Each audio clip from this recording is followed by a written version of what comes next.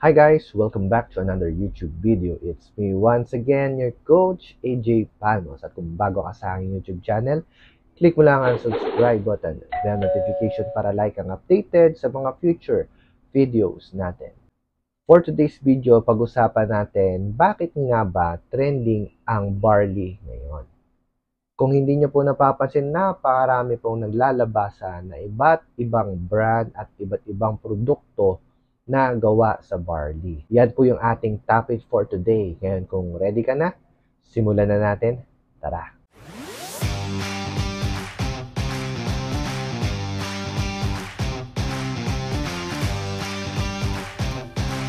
Bakit nga ba trending ang barley ngayon?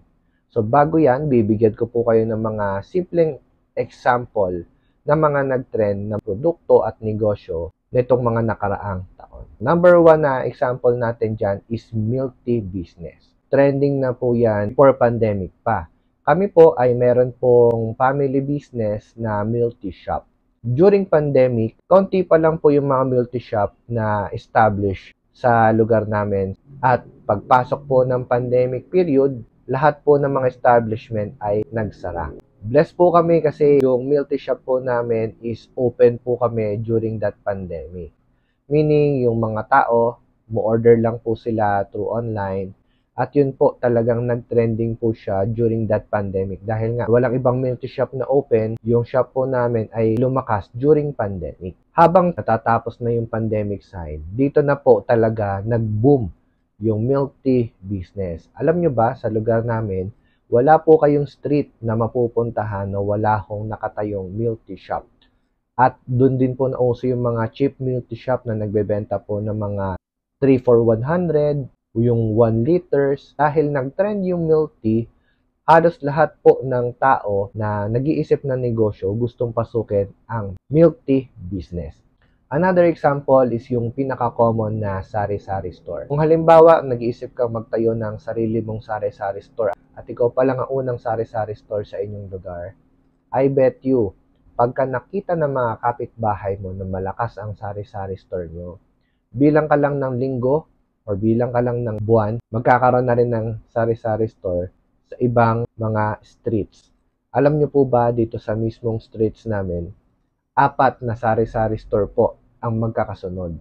Ang pagitan po nila halos 2 or 3 bahay lang. Ngayon, ano nangyari sa negosyo nila? So instead na lumakas sana yung negosyo dahil naghati-hati kayo sa maliit na market, pare-parehas po silang nalulugi. Siyempre, hindi ka naman bibili sa lahat na yan. Pipili ka lang kung saan komportableng bumili. So, ano nangyayari sa negosyo? Namamatay. Pangatlong example natin dito is yung fried chicken business o yung tinatawag nating Kanto Fried Chicken. Dati, ang mga bilihan ng mga fried chicken is mga Andox, mga San Pedro, tapos nagkaroon na rin sa mga Jollibee, McDonald's. Ngayon po, sobrang dami na po nagbebenta ng fried chicken, lalo na yung mga Kanto Fried Chicken. Alam nyo ba, merong isang lugar dito sa amin na halos magkakatapatan, puro fried chicken ang binibenta. Wala namang masama sa pagbebenta ng fried chicken. Pero syempre, ang mga tao gusto pa rin nila kung saan masarap, kung saan affordable, at kung saan malinis. Ganun lang din po yung industry natin dito sa barley. At bibigyan ko po kayo ng 5 insights ko bakit nga ba trending ang barley ngayon. Number 1 insight natin is booming kasi ang health and wellness industry ngayon. Since pagpasok po ng pandemic, ang mga tao is into health na. So instead na bibili ka ng mga sapatos, damit, bibili ka ng mga luho mo, di ka rin nakakapag-travel, inilalaan nila yung pera nila para sa kanilang kalusugan. So more on vitamins, more on supplements, mga alcohols, hygienes ang pinagagamitan nila. So dahil nag-boom po yung industry na to, kaya marami po ang nagkaroon na awareness pagdating sa benefits ng barley. Insight number 2, proven effective po kasi at napakarami na po ng testimonies. Even ako po at yung mga partners ko po sa Sante ay product of our product. Kami po ay mga product user before na may pangangailangan pangkalusugan until such time na nag-start kaming mag-business ng Sante Barley Products. Kagandahan po dito, tayo po ay number 1. Pagdating sa quality, pagdating po sa maraming mga testimonies at proven effective, Sante Barley po ang number 1. Number 3, sabay sa trend or uso. Ang mga tao kasi kung ano yung nagte-trend, nun laging na-hype. Kung ano yung nakita nilang trending ngayon, gagayahin. Nakita sila nagbebenta ng ice cream, magbebenta na rin yan ng ice cream. Nakakita ng ganito, gagayahin din yan. So, gaya-gaya po tumaya. Importante pa rin po na magkaroon kayo ng sariling identity. Bakit ba kayo ang dapat piliin at bakit ba dapat kayo ang pagkatiwalaan? Ang Sante International po ay hindi po nakikipag-compete sa kahit na anong barley brand. Kasi alam namin yung integrity ng company at hindi po namin trabahong manira ng ibang mga produkto. Kasi naniniwala po kami na ang produkto natin ay okay, produkto natin ay tama, ang produkto natin ay effective, wala na po tayong dapat explain pagdating dyan.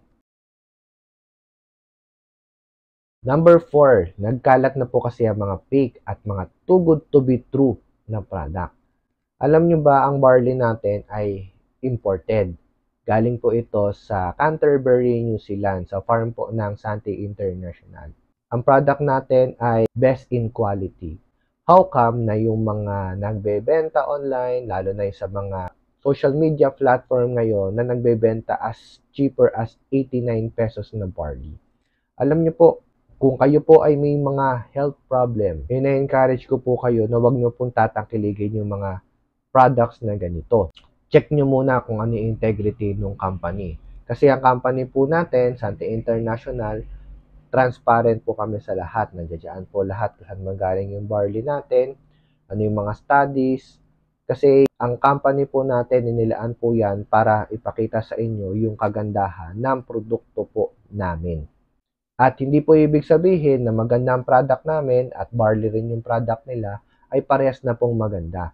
Para po yung cellphone eh. Pipili ka, ano ba yung gusto mo? Yung cheap o yung quality? Ganun din, halimbawa mga hospital ka, pwede mo bang i-compare yung clinic lang na maliit at mga high-end na mga hospital? Of course, magkakaiba po yung treatment, magkakaiba po yung service, magkakaiba po yung rate niyan. At tinitignan ko po yung ating produkto na highest quality of barley at the lowest price.